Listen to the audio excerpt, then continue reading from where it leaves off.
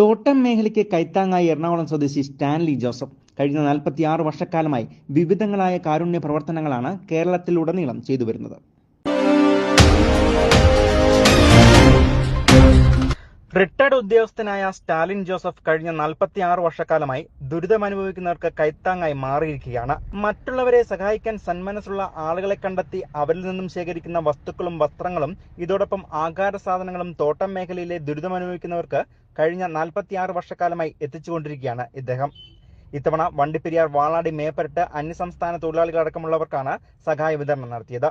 ഇതിന്റെ ഭാഗമായി സംഘടിപ്പിച്ച യോഗത്തിൽ വാർഡ് മെമ്പർ കെ മാരിയപ്പൻ അധ്യക്ഷനായിരുന്നു. ജേക്കബ് സ്വാഗതം ആശംസിച്ചു. തുടർന്ന് വസ്ത്രങ്ങളും വിവിധ ആഹാര സാധനങ്ങളും വിതരണം ചെയ്തു. എറണാകുളത്ത് ഞാൻ ഇളംകുളം ഫാത്തിമ എന്ന് പറയുന്ന